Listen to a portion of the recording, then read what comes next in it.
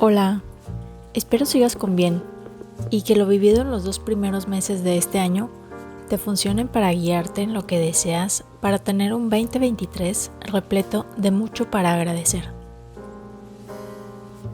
Yo afortunadamente sigo reconociendo tantos buenos momentos que la vida me permite experimentar.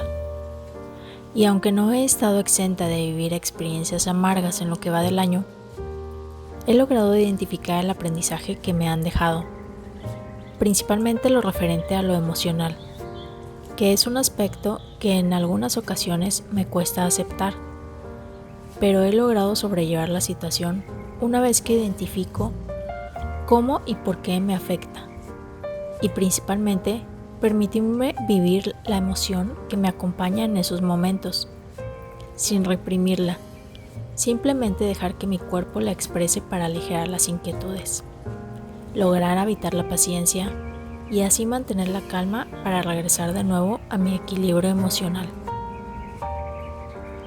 Reconozco que no es un proceso sencillo de aprender. A mí me costó algo de tiempo y muchas veces llegué a repetir la misma experiencia, cometer el mismo error o reprimir muchas emociones. Pero cuando comencé a elegir mi bienestar en todos los aspectos, comencé también a lograr la aceptación de sentirme vulnerable.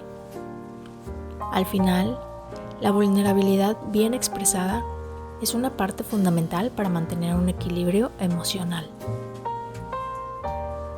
El comprender y aceptar en mí las emociones que me acompañan en momentos de estrés y angustia me ha sido de utilidad para comprender también en otros que pueden llegar a experimentar las mismas emociones que yo en momentos similares. Y aunque cada uno las vive con distinta intensidad y las puede expresar de distinta manera, el tipo de emoción es el mismo. Admito que en ocasiones me llegó a costar comprender ciertas actitudes de quienes me rodean.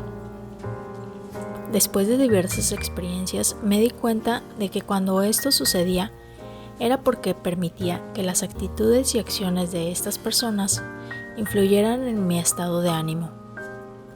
Por ejemplo, llegaba a creer que su enojo o indiferencia se debían a mi presencia, en lugar de comprender que se debían a lo que estaba viviendo. Me lo tomaba personal y comenzaba a crear pensamientos de angustia e influía en mi estado de ánimo. Hasta que aprendí y comprendí que cuando experimentamos una vivencia desagradable, nuestra percepción de las cosas cambia, los sentidos se agudizan y todo lo que nos recuerda a ese suceso creará desagrado. Pero eso no significa que ese desagrado es para la persona o personas que estamos alrededor. Es simplemente porque me tocó acompañar de cierto modo a esa persona durante esa situación.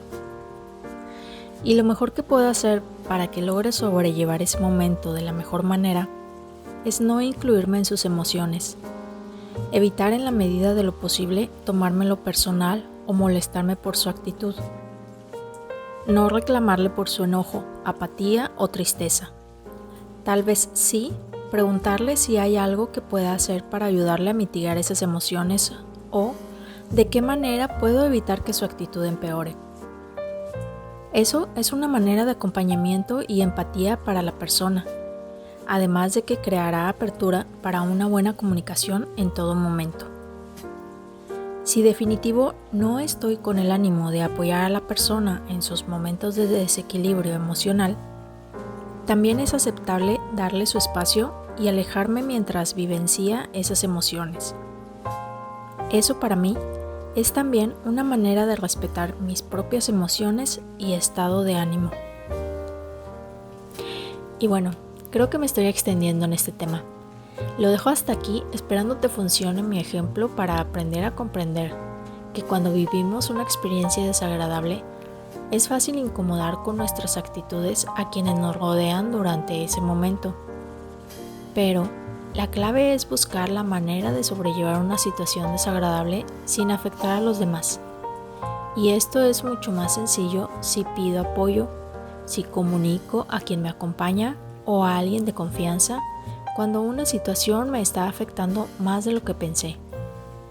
El sentirme acompañada me ha funcionado para sobrellevar una situación y lograr expresar mis emociones lo mejor posible sin afectar a otros. ¿Y a ti? ¿Te es fácil comprender las emociones de los demás? ¿Has identificado que las actitudes de otros influyen en tu estado de ánimo? Ahora déjame te comparto esta deliciosa receta de nopalitos que en lo personal es mi favorita cada vez que elijo comer nopales. Vierte los nopalitos en una sartén. No necesitas aceite. Con la misma humedad de los nopalitos será suficiente para que se cuezan. Mueve cada 1 o 2 minutos para que se calienten todos los trocitos y vayan soltando su jugo.